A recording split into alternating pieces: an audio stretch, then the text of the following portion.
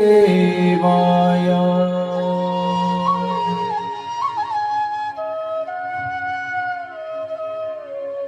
हरये परमात्मने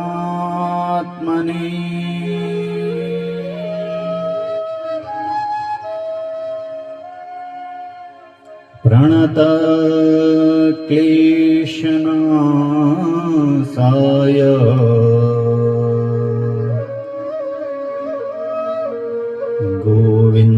गोविन्दाय नमो नमः।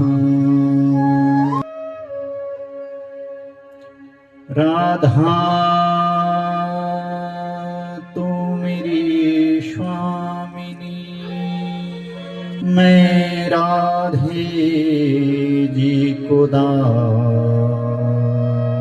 दे दीजियो।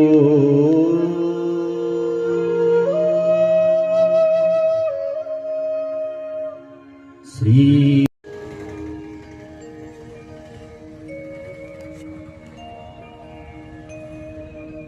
और महाराज उन्हीं भक्तों के लिए गोविंद हमेशा तत्पर रहते हैं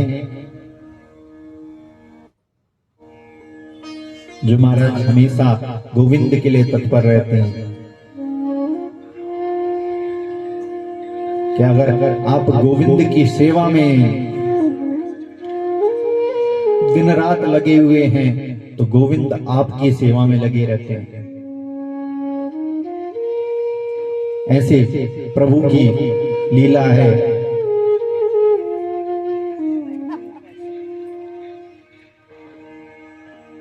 और महाराज सुखदेव जी ने भी कहा है, जिन्होंने इस भागवत का क्या किया, सर्वप्रथम वाचन किया है, जो हमारे गुरु तुल्य हैं,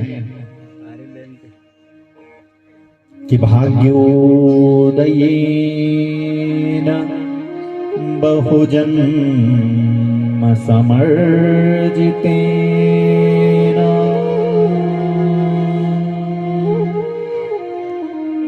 लभते पुरुषो यदा वे।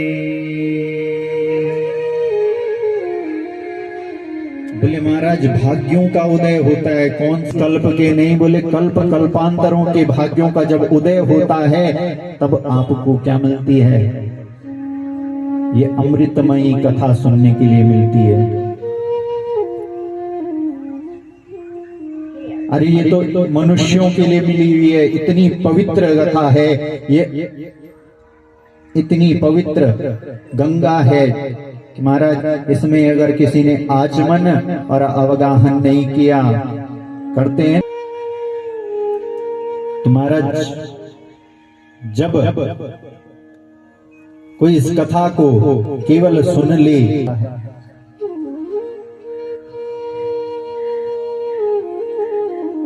और इस भागवत की गंगा में जिसने गोते नहीं लगाए तो महाराज फिर वो क्या करेगा। अन्नषण्णा खिन्न मानसा, मैं यमुना तट पर गया और जाकर के देखता हूं कि बाबा एक युवती बैठी हुई है, खिन्न मना बैठी हुई है, और उसको चारों तरफ से क्या बहुत सी स्त्रियों ने घेरा हुआ है, और वहीं पर दो क्या पड़े हुए हैं, दो बूढ़े बालक पड़े हुए हैं।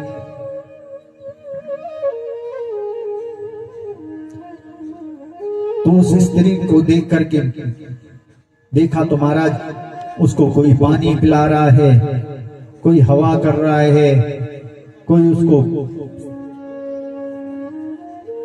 मना बुझा रहा है। महाराज ये देख करके मुझे बड़ा आश्चर्य हुआ, चक्कर में पड़ गया।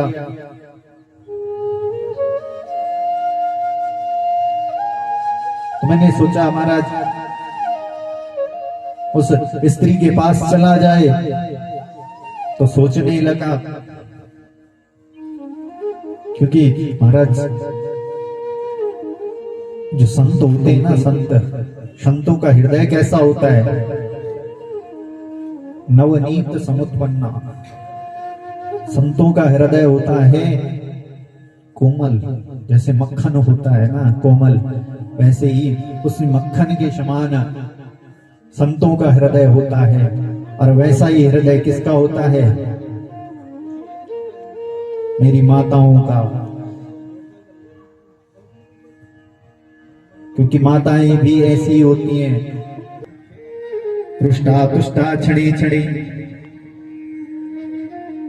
तुरंत गुस्सा भी हो जाती हैं, तुरंत मान भी जाती हैं, आंसू भी गिराएंगी और आंसू पूछने भी लग जाएंगी, अभी हंस भी देंगे और अभी रो भी देंगी। संत हैं वो भी ऐसे ही होते हैं। तो नारद जी ने सोचा महाराज अगर मैं अभी यहाँ चला गया और इन्होंने तो मैं तो अच्छे काम के लिए जा रहा था, अच्छे खासे बाबा की बेइज्जती हो जाएगी, तो मैंने बोला चलो मैं वापस ही चल लेता हूं। तो इतने में उस स्त्री ने मुझे जाते हुए देखा और रोक करके कहने लगी, भो भो साधो क्षणम तिष्ठा मच्चिंता मपिनाशय दर्शना तव लोकस्य सर्व पाप गहरम परम।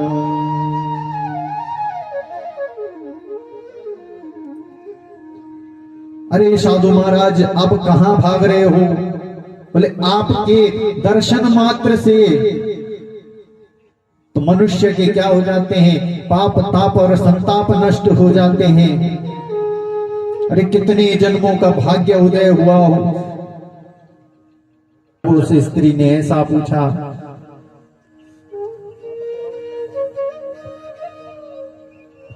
तब मैं वहां पर गया, उस स्त्री के बारे में पूछने लगा कि आप कौन है, ये दोनों जो पड़े हुए ये कौन है, इतनी सारी जो स्त्रियां हैं ये कौन है। तो उसने अपना परिचय दिया।